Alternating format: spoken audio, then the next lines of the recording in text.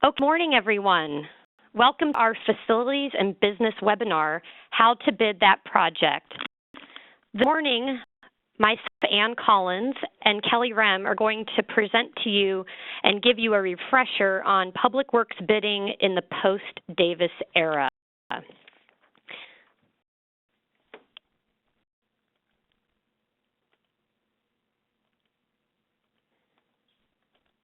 The Davis v. Fresno Unified case has recently put the lease-back delivery method under scrutiny. In light of this, many school districts are revisiting and dusting off traditional construction delivery methods, namely competitive bidding. Today, we're going to provide for you a refresher on competitive bidding, including bid limits, exceptions, a background and brief discussion on Davis v. Fresno, and then really the nuts and bolts of competitive bidding and the process itself, including updates and changes in the law. Finally, we will discuss and give you a brief overview of other construction delivery methods that may work for your upcoming projects. Before we get started, I'd like to talk about a few housekeeping items. Questions are most welcome during this webinar. Please put them in the Q&A panel on the right-hand side of your screen. Your questions will only be seen by the panelists. We have a few minutes at the end of the presentation to answer verbally as many questions as we can get to. If we can get to questions throughout the presentation, we will attempt to do that as well. An evaluation form will pop up on your screen when you exit the webinar. Complete the evaluation form so that we know how to improve future trainings. Consider all feedback important, and we appreciate your input. Finally, this webinar is being recorded, and we will send everyone a link to the recording after the event. If you were unable to attend our past webinars and would like links to those recordings, please send an email to our Client Services Department at services@lozanosmith.com and request that the links be sent to you. Look forward to your participation in our next webinar in the same series, Go Green, How to Procure and Manage Environmental Projects, which occurs on March 1st, 2016. As I spoke about, there are quite a few areas that we're going to touch on today, and this is a very comprehensive area of the law. So we're going to, without further ado, get started on the competitive bidding process. The point of this is to give you all a brief background on competitive bidding, the requirements and exceptions, including leaseback.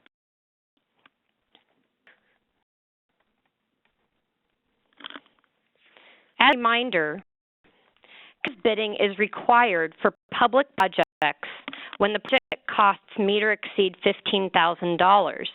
This is set forth in Public Contract Code 20111.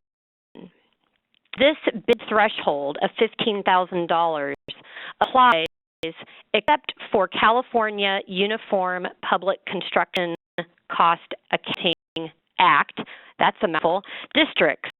We call them cupcake districts, and Kel will talk a little bit more in detail about that. But you know, the $15,000 bid limit is not applicable to those districts.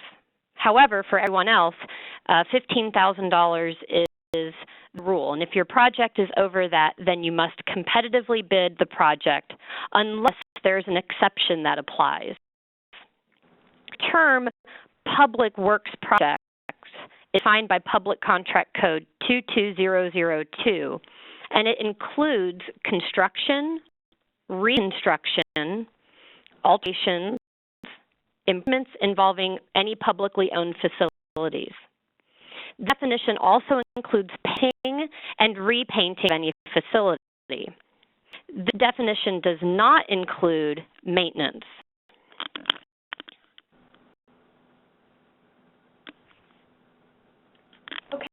And now to talk about some common exceptions or alternatives to the competitive bid rule that Ann just discussed. The first one I'm going to talk about is leaseback, and I just just want to give the general rule under Education Code 17406 here, and then we're going to come back to lease back in just a minute and also talk about the recent Davis case.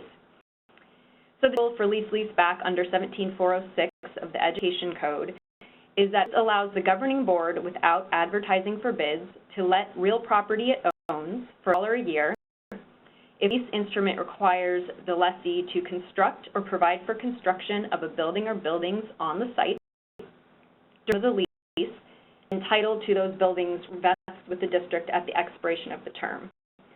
So the potential alternative or exception to competitive bidding that we're going to come back to in just a minute. First, I want to cover a couple of other common exceptions. The first one, just mentioned briefly, the California Uniform Public Construction Cost Accounting Act, which people refer to sometimes as cupcake, cupca, or uniform cost. But in this case, this is governed by Public Contract Code 22030 at SEC, and is an alternative,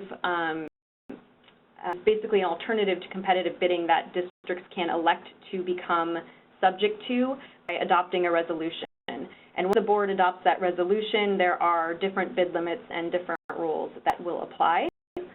Really briefly on cupcake, there are basically 3 different processes that may apply depending on the amount of the project. For projects under $45,000, there's no bid required. The district can perform work using its own employees by negotiated contract with a contractor of its choice or by purchase order. For projects that are $175,000 or less, there's an informal bid process that applies. And generally what happens there is that the district maintains a list of qualified contractors by category of work. Notice inviting informal bids is mailed to the contractors on that list or to all trade journals designated by the Uniform Cost Accounting Commission. Also, potential for projects under $175,000, if all bids come back over $175,000 and the district's cost estimate was reasonable, the district or the board can still award a contract up to $187,500 to the lowest responsible bidder. Under this informal bid process, the district can award to the lowest responsible bidder or reject all bids. Kind of category under uniform cost is for projects over $175,000. In that case, a formal bid process is required. The district adopts plans, specifications, and working details for its projects, then publishes notice inviting formal bids in a newspaper and mails that notice to the trade journals designated by the commission. And the district then awards to the lowest responsible bidder or rejects all bids. And there are some options for the district under both the informal and formal process. If all bids are rejected, the district can abandon the project, re-advertise the project for bids, or by a 5/5 vote of the board, declare that the project may be performed more economically by its own employees. So a very brief overview of uniform cost, and that could be an entire presentation in itself, but I'm going to move on to some other exceptions that are commonly used. The next one is for emergencies, and this exception is governed by Public Contract Code 20113, which authorizes repairs, alterations, work, or improvement necessary to permit the continuance of existing school classes or to avoid danger to life or property.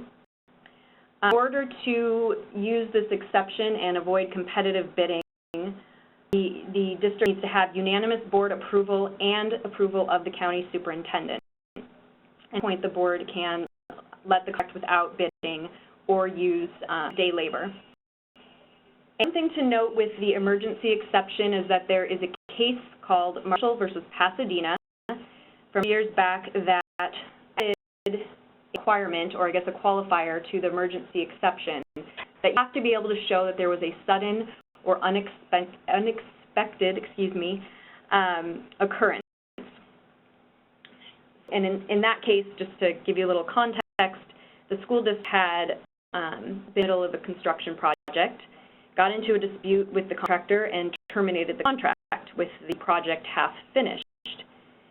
The district then waited 2 months at which point it adopted an emergency resolution to award a contract of complete work.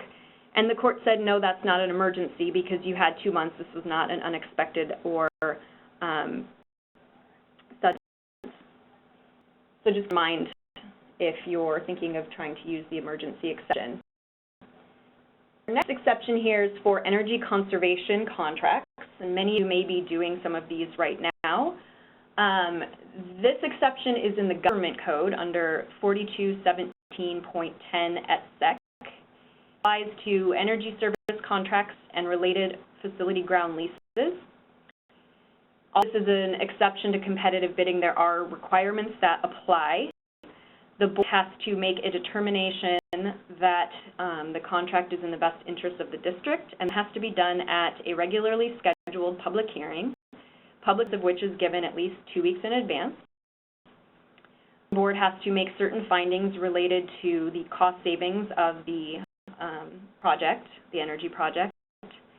Just a quick note, if you're using Prop 39 funds for energy project, there is a specific rule in the implementing regulations for Prop 39 that districts cannot use a sole source process to award Prop 39 funds. It's not clear in this context what it means by sole source, but the bottom line is, although energy contracts generally are subject to this 4217 bid exception, if you're using Prop 39 funding, you will want to make sure that there's at least some competitive process used in order to satisfy this requirement.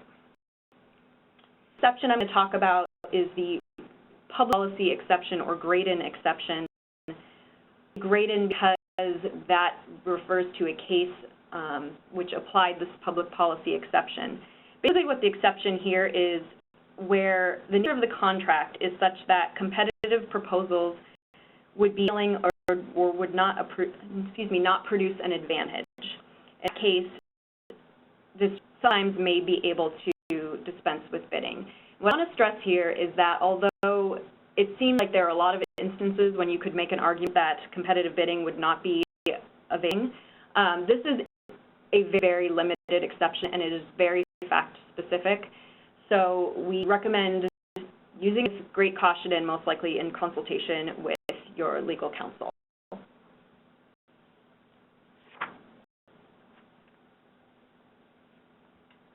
Let's move on to the next slide. Before we move on to the next slide, we got a great question, and I wanted to clarify. The question was, painting isn't maintenance? And although the contract code 22002 specifically states that painting or repainting a publicly owned facility is a public project, it also provides a definition for maintenance work. And specifically under maintenance work, minor repainting is considered maintenance. So again, this is going to be a very fact-specific question as to the scope of work that needs to be done and whether or not that falls under the definition of public works project.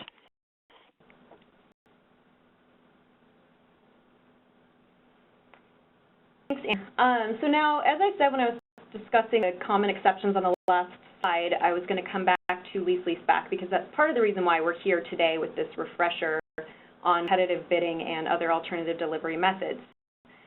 So just to reiterate the general rule under 17406 of Ed Code, the lease statute, that allows the governing board of a district to lease real property it owns for $1 a year, and then the lease instrument would require the lessee to construct building property during the term of the lease, and title to those buildings vests with the district at the expiration of the term. The last part is that the district would typically then lease property back from the contractor and make sublease payments, which pays for the construction. Couple things to note regarding requirements for lease-leaseback: the district has to have DSA-approved plans before entering into a lease-leaseback contract. It's just something to mind. And although competitive bidding is not required, many districts choose to use an optional RFP, or request for proposals, or request for qualifications process just to ensure some sort of competitive or some sort of competition in the process.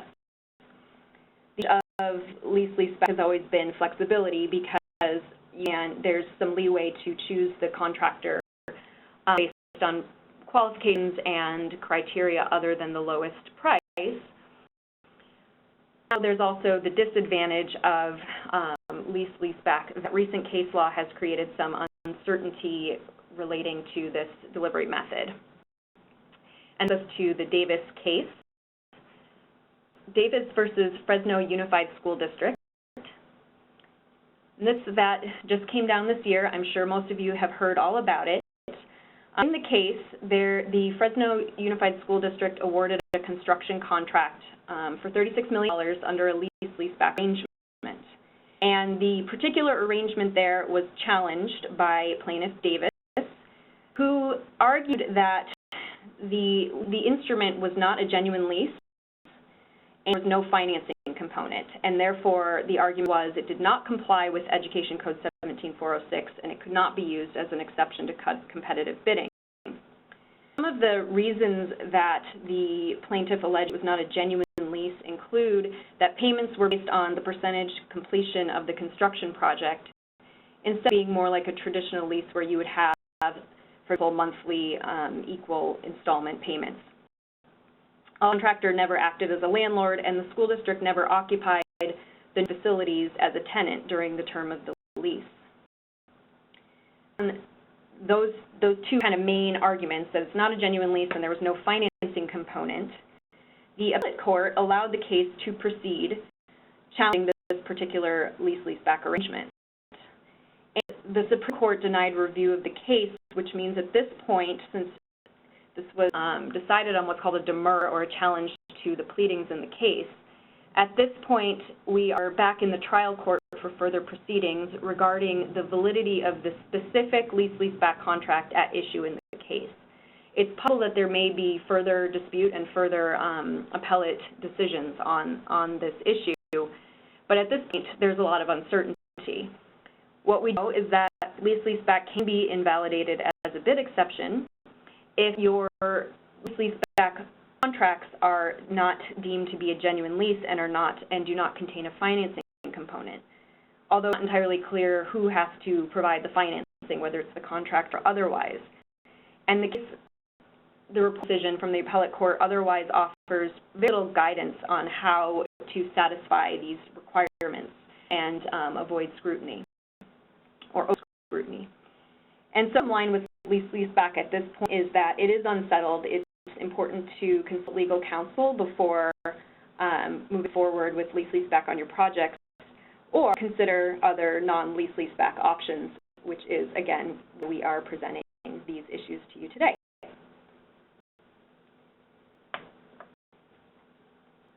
As Kelly said, the future of lease-leaseback is essentially very unsettled. There has been some updates from the legislature on lease-leaseback in light of the Davis v. Fresno case. There was some proposed legislation that went under AB 975 that attempted to protect contractors from the disgorgement of any funds earned under a lease-leaseback contract. And that really, again, stemmed from this challenge under Davis v. Fresno, where if the challenge were to be upheld, one of the possible remedies is that the contract would be void and the contractor would need to return funds to the district. This clearly upset contractors and puts a lot of risk on them. So this proposed legislation was written to protect that from happening if there should be a challenge. However, that bill did not move forward, and it was not amended, so it is completely done, and we're left with the same uncertainty that we had before regarding remedies and the risks associated with those remedies to the contractors. Because of that bill not moving forward, we've experienced and heard from a lot of contractors who have reservations about moving forward with lease-leaseback contracts. There's also been new laws passed regarding pre-qualification and leaseback. I'm going to talk about that in the next slide in a good amount of detail, but just to let you know that leaseback itself is subject to pre-qualification, and the pre-qualification standards are expanding significantly with this new law. This new law, this is again under AB 566, becomes effective January 1st, 2016, also imposes significant labor requirements on all leaseback projects. This bill added Education Code 17407.5, which prohibits a leaseback contract unless the contracting entity can provide to the district an enforceable commitment that the contractor and its subcontractors will use a skilled and trained workforce to perform all work that falls within an apprenticeable occupation. There are a lot of terms of art here, and this new statute provides detailed definitions for those terms. Finally, talk about the future of leaseback, and all it is somewhat uncertain. Some districts still do choose to use leaseback, and we would recommend that doing so, as Kelly said, you work together with your legal counsel and you be very careful with the documents that you use moving forward in terms of representing a genuine lease and contractor financing. Some that we've seen this being done or modified or extending the lease term to occur after the construction is complete, also incorporating uniform lease payments. Other contractors have also come back with additional protections that they want to see, again, in light of the fact that AB 975 did not move forward.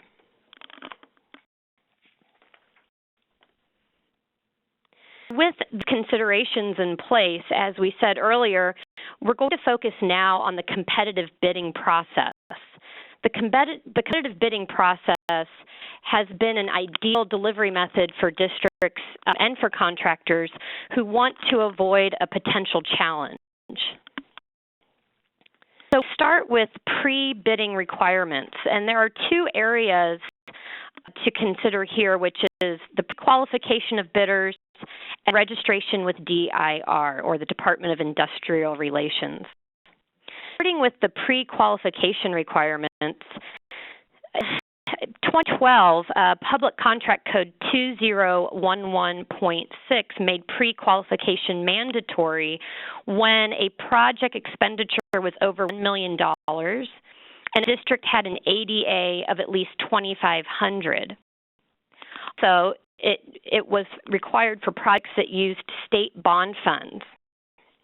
When we talk about pre-qualification, this is a requirement for contractors, mechanical, electrical, and plumbing subcontractors. When the requirements were set forth, the district must use and develop pre-qualification forms that cover, at a minimum, the issues identified in the model forms developed by DIR.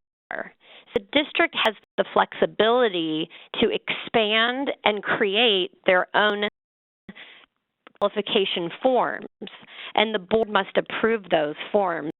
And a uniform standard that they use to evaluate these contractors.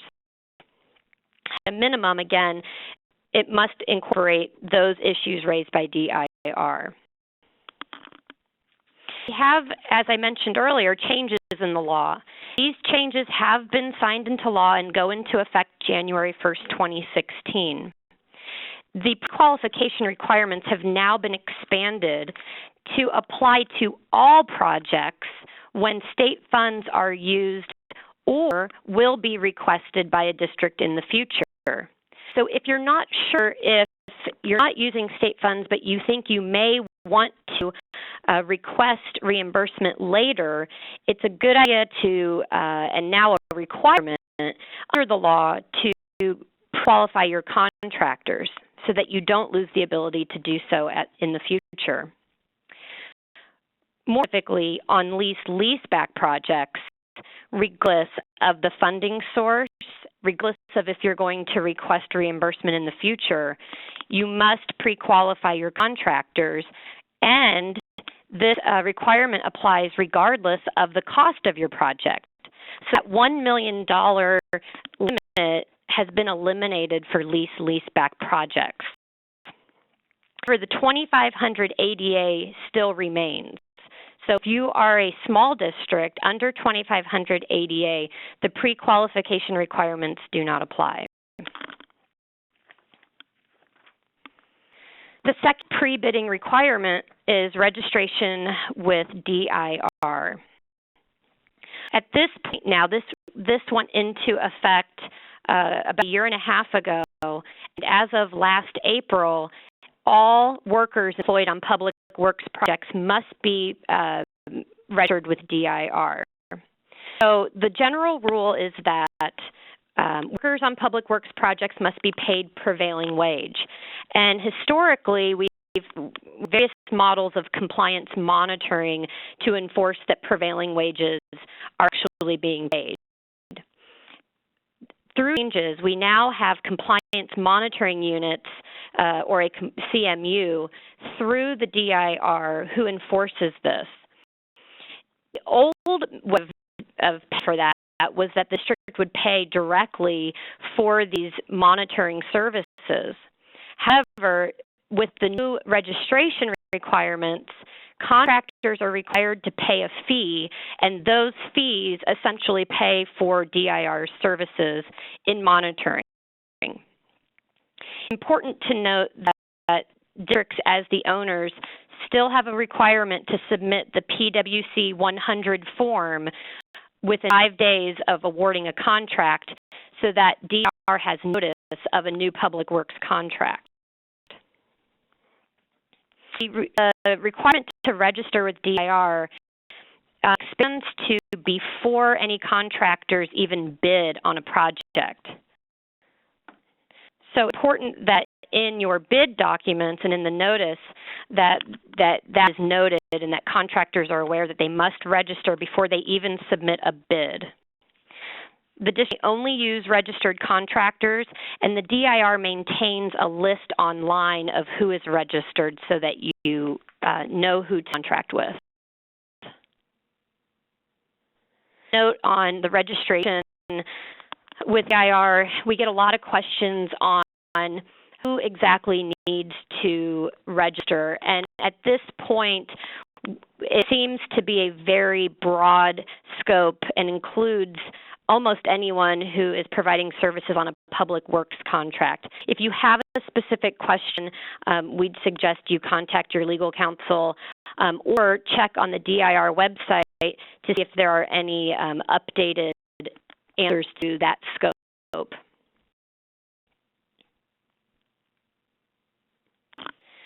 So after you have the pre-qualification and the registration requirements met, then it's time to prepare your documents for bidding. And there are quite a few documents, and you'll want to make sure to coordinate with legal counsel and your architect to make sure that all of your documents are in order. But this is just a brief list of some of the general categories of essential documents that you'll need. The first is the notice and instructions to bidders. These documents essentially include all of the work that's going to be done on the project, the time and the place of the bid opening, the required licensing or classifications of licenses that are required, the date and time of any pre-bid meetings or bid walks, the list of bond requirements, and the method used to determine the lowest bid if there are additive or deductive items included. The notice to bidders should also include what bid documents, including plans and specs, are available, although a lot of times now we have that available online. Bid form, which is the actual form that the contractors will fill out and turn in, which has spaces for the total amount of the bid, identification of workers' compensation insurance and liability insurance carriers. We have bonds, and there are several different types of bonds. For construction projects, the board must require some form of bid security, and that can come in various forms, but the common one is bidder's bond, and executed by an admitted surety. So there's a bid bond that would be required unless the surety comes in the form of cash or a cashier's check. There's also a requirement for a legal requirement under Civil Code 9550 for payment bonds, and that's required on projects over $25,000. Bond issued by a surety to guarantee the contractor's payment obligations to its subcontractors and material suppliers.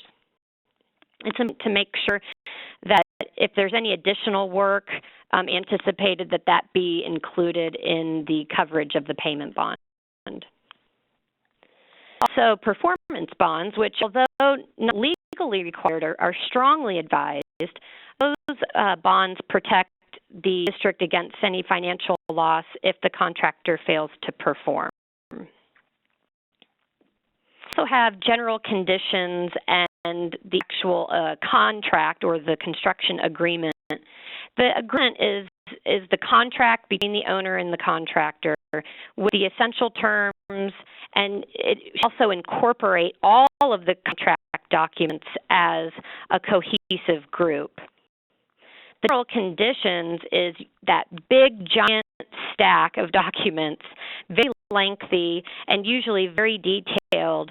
It's the nuts and bolts, essentially, of the contractor's obligations on the project.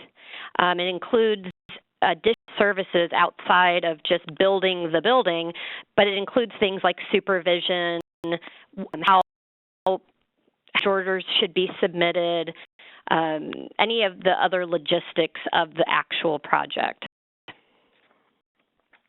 There are a series of miscellaneous documents that are also included in your total bid package, including a designation of subcontractors. That's for your contractor to use and identify their subcontractors on the project.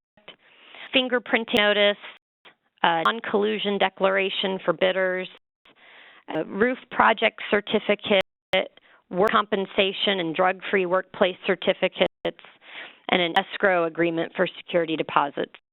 So there are a lot of miscellaneous type of documents that must be included in your total bid package. And again, you can work with your legal counsel and architect in making sure that you have all of those documents and that they include updates to the legal requirements.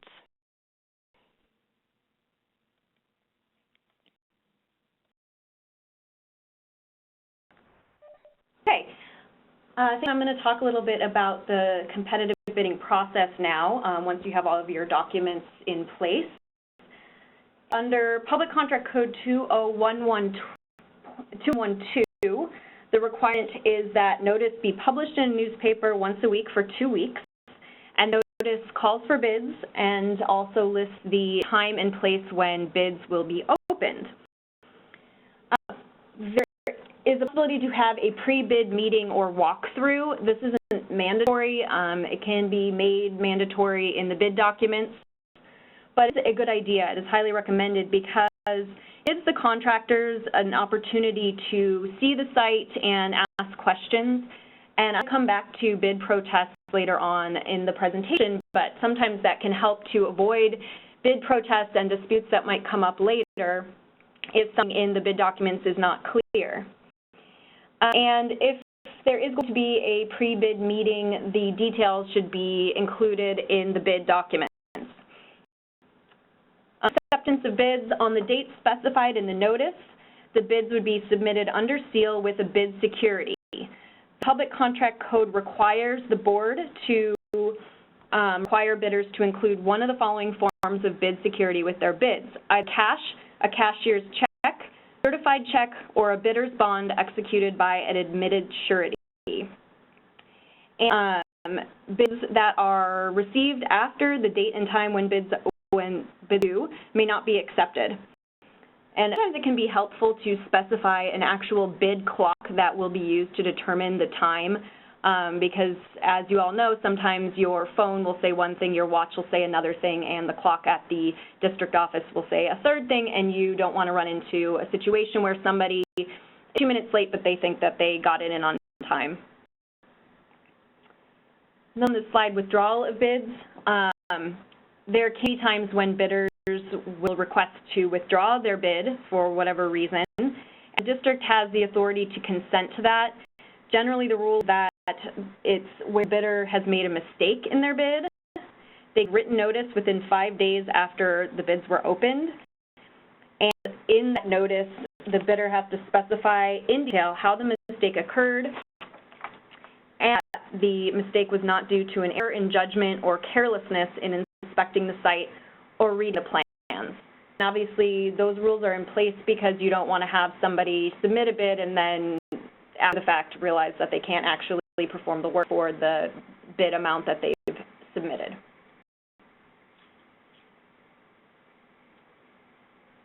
And that will move on to award of bids. The basic rule here is the bid must be awarded to the lowest responsive bid from a responsible bidder, or the district can always reject all bids. So let's start by talking about the difference between the responsiveness and the responsibility determinations. So not a bidder or a bid is responsive has to do with where the bid itself conforms to specifications in the bid document. Typically, that can be determined by looking at the face of the bid itself. For example, there's a blank space that wasn't filled out. The bidder forgot to provide their licensing information. There's a missing dollar amount, things like that. There's at least some room for the district to waive minor variations. So, for example, a bid that's not substantially conforming that is substantially conforming can be accepted if that variance or that whatever that information they forgot or whatever they forgot to do not affect the amount of the bid or give them an unfair advantage. And if a bid is rejected based on being non-responsive, there's no hearing required. The district generally would just notify the bidder that their bid is being rejected and give them an opportunity to respond.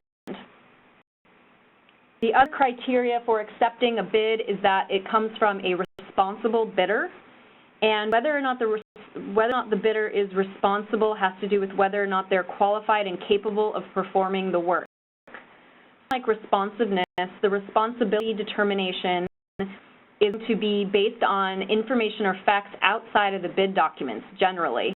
For example, the district has worked with this contractor on 10 other projects and every single one was a disaster, all based on contractor fault. There may be an opportunity to reject based on responsibility. The distinction between responsiveness and responsibility is important is that when reject a bid based on responsibility, the bidder is entitled to a due process hearing before the bid can be rejected.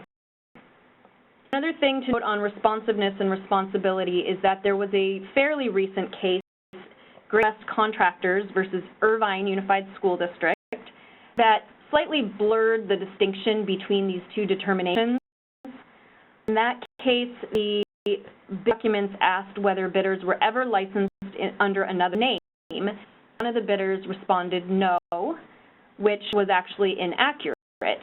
But since the district did not tell whether that was accurate or not just by looking at the bid documents, but actually go outside the documents to determine the inaccuracy, the court that was a responsibility issue. And again, the reason that's important is that means this bidder was entitled to a due process hearing. As I mentioned, the bid is going to either be awarded to the lowest responsible bidder, or all bids can be rejected. And at the point that the bid is awarded, the district has to return to all unsuccessful bidders the security that they provided with their bid within a reasonable period of time, not to exceed 60 days.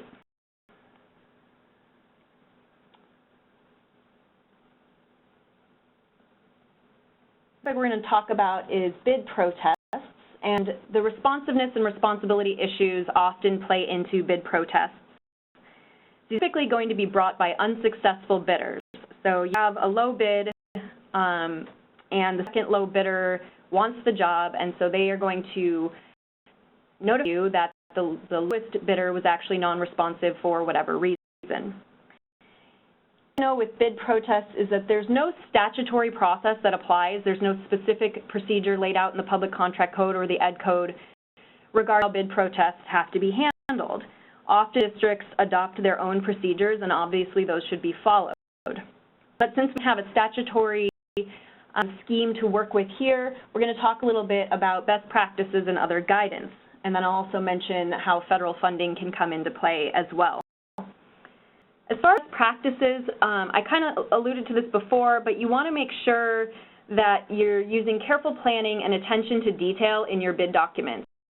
That definitely avoid bid protests down the road. We've had instances where a client's documents had an ambiguity, and as a result, one of the bidders understood a question and answered it wrong, and as a result, the second low bidder wanted them disqualified. And this create a big problem because there actually was an ambiguity in the bid documents, and you could argue that the low bidder had answered it correctly. In that case, helpful if there's time to reject all bids, fix the problem, and go back out to bid again, but as you all know, there's not always time to be able to do that. So make sure that your bid documents are clear and unambiguous is very important. Another I'd mentioned previously is pre-bid walkthroughs. Those can be also very helpful for avoiding bid protests because it gives you an opportunity to address questions and to address any ambiguities. Another thing that is helpful is to include the bid protest procedure in the bid documents. So bid actually required if they want to protest the low bid, they're actually required to comply with what it says in the bid document. And things that can be helpful here is to include a deadline. So for example, you can say in the bid documents that any protests have to be submitted within, for example, 7 or 10 days after bid opening. And there are multiple cases that have upheld of the right to file a bid protest if it's submitted to the district after that timeline. Keep in mind, however, that these cases looked at deadlines of 7 to 10 days after the bid opening. So I think that at some point a court might think it's not reasonable if the timeline's too short. So for example, if you were to say that all bid tests needed to be submitted within 24 hours after the bid opening, that might not be enough time and a court might consider that unreasonable. So 7 to 10 days is most definitely reasonable, and something less than that probably is as well, but we don't know where that specific line is. Other tips, trying to calendar bid openings and award of contracts with sufficient time in between to address protests is a great idea. Responding to bid protests in writing and preferably with consultation with your legal counsel is a good idea. Another thing that can be helpful is to have the low bidder whose bid is being protested request a response from that low bidder and have them defend their bid as responsive and themselves as responsible. And it's important too to document rejection of bid protests. Thing I want to mention is for federal funding, if your project involves federal funding, there sometimes are specific protest procedures or rules that might apply depending on the specific federal agency that's providing the funding. So ensure that if you are using federal funding for a particular project that you're complying with or including in your bid documents the specific federal standards or regulations. And note that sometimes in the midst of a bid protest, you may have public records requests or general requests for information, and those would need to be treated under the Public Records Act, and those rules complied with. Okay, and really briefly, I want to just talk about some of the advantages and disadvantages of competitive bidding before we move on to some alternative delivery methods.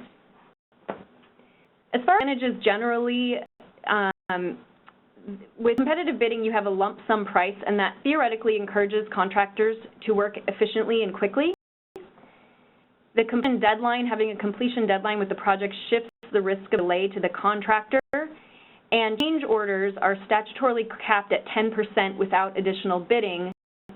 So if a change order comes up during the project, it'd be 10% or than the $15,000 limit, or else you've got to go back out to bid, and that can provide some leverage for the district in negotiating change orders when they do come up. The disadvantages with competitive bidding, including that contractors may be tempted to cut corners in order to have their bid accepted or to meet the low price that they have bid on the project. And the flip of the change order rule that I just mentioned is that sometimes a very low bid can lead to numerous change orders.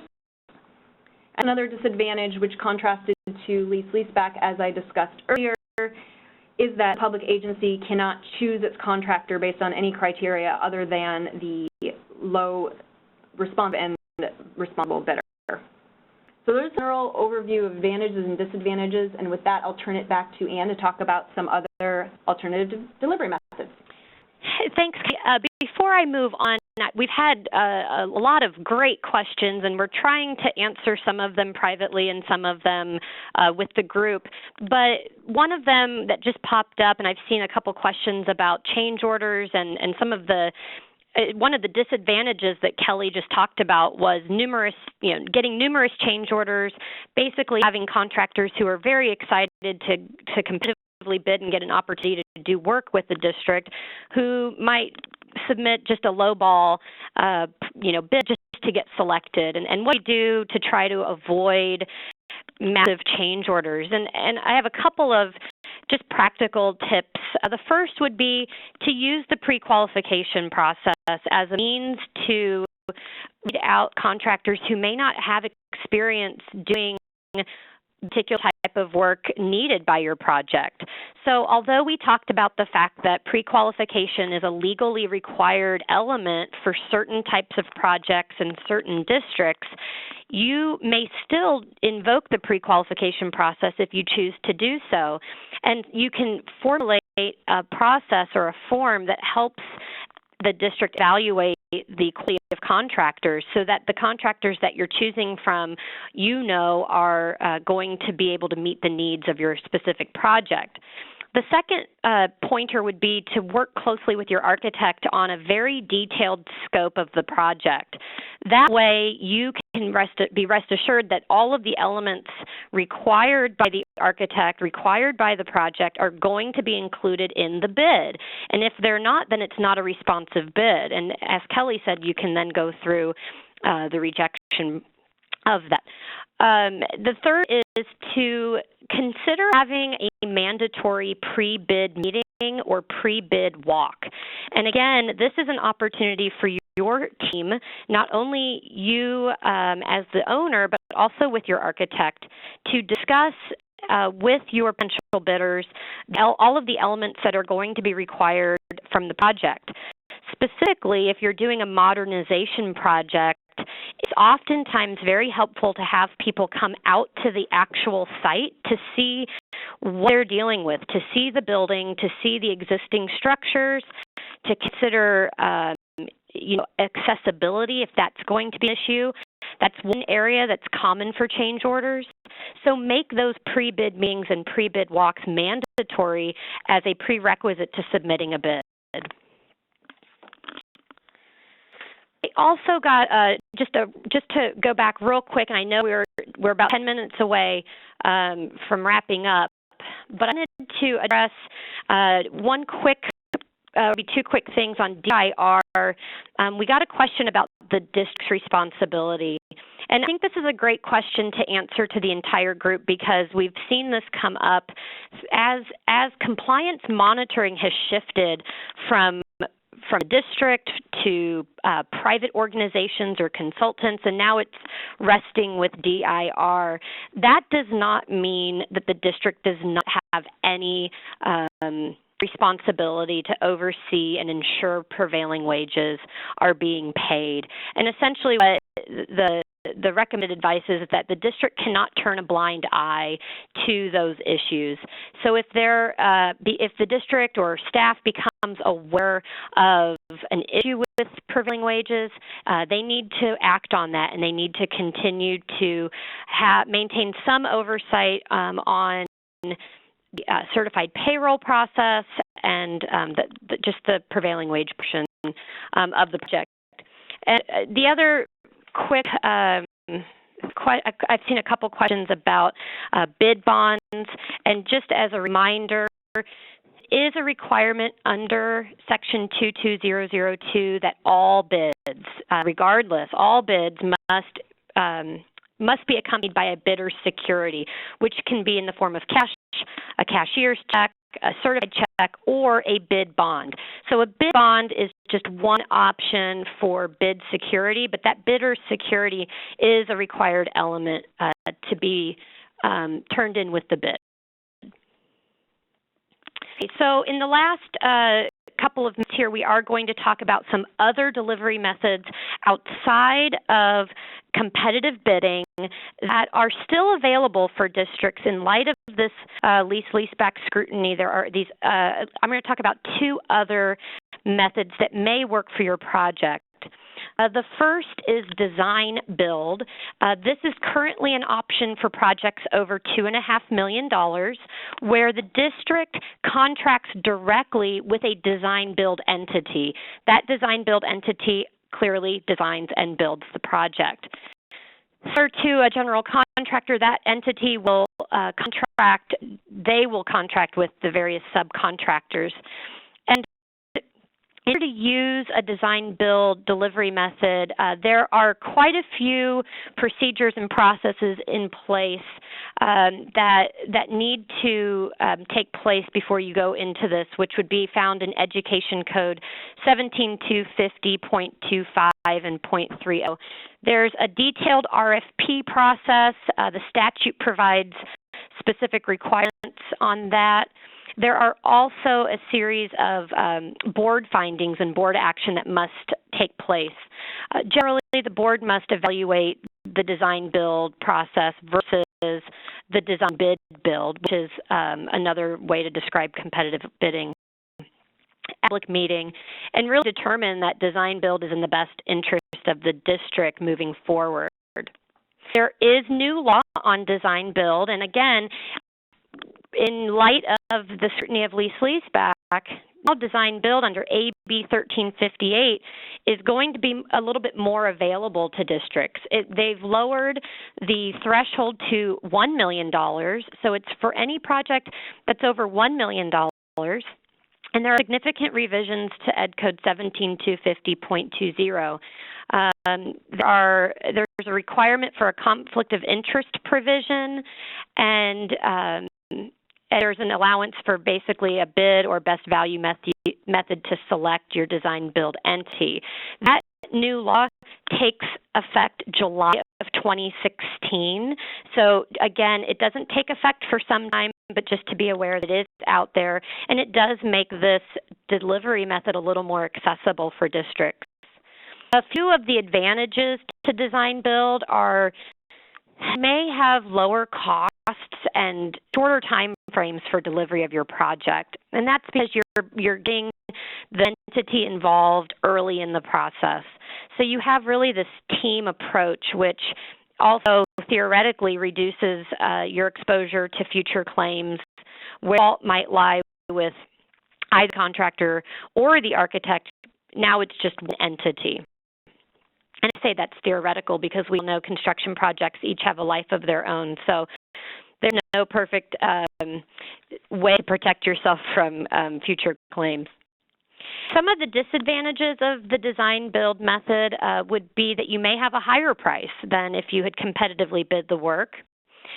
And there needs to be some checks and balances because you don't have different entities designing and constructing your project. So if there is an issue or a design flaw that arises during the construction process, the contractor or the design build entity may have an added incentive to hide those flaws or try to cover up the problem.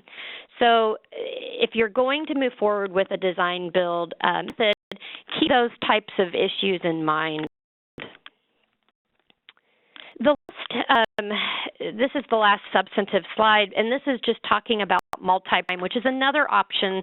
It's a delivery method wherein the school district will split the design into multiple bid packages. So your architect, you're still going to contract with your architect who's going to develop a design, and then they're going to create for you the various bid packages. The district will bid each of those packages separately. So as you can see here on the slide, the district will hold these contracts directly in lieu of in the previous slide where you have an entity or a general contractor holding all of those subcontractor contracts.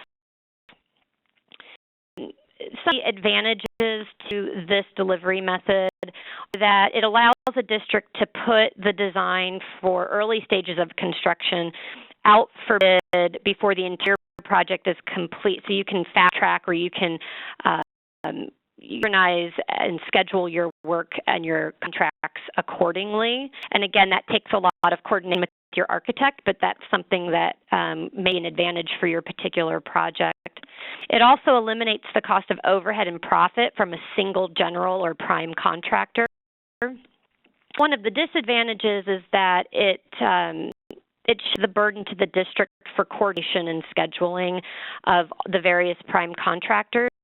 Although you still have a construction manager who acts as a general contractor who still provides construction management services, including coordination, including scheduling, there's still some additional coordination effort that is going to be required of the district. This is a particularly interesting delivery to consider in light of lease-leaseback. If you are currently in a lease-leaseback or you're considering a lease-leaseback agreement, it may be an easy alternative to switch to, because actually you can use the same construction manager, and then you can, as a district, competitively bid all of those component pieces out. We advise that you just consider the size and scope of your project, as well as the district's capacity to take on this kind of responsibility. The multi-prime and the design build methods are just out there as alternatives, and I think they're important to consider not only in light of lease-leaseback, but really given the particular parameters of your project, the scope of your project, the designs and the timing issues that you may have with a particular project. We are running out of time, and I know that this was a lot of information to cover today, so we really appreciate your attendance and all of the feedback and questions that we've received. Again, we've tried to answer as many as possible through the question and answer tool, and if we can, we will answer a few more, but we can't guarantee we'll get to all of them because there's quite a few. But we would encourage you to attend our next webinar, which is in the spring. That will be over green building. And that is all we have for today. So thank you again for your attendance and your participation.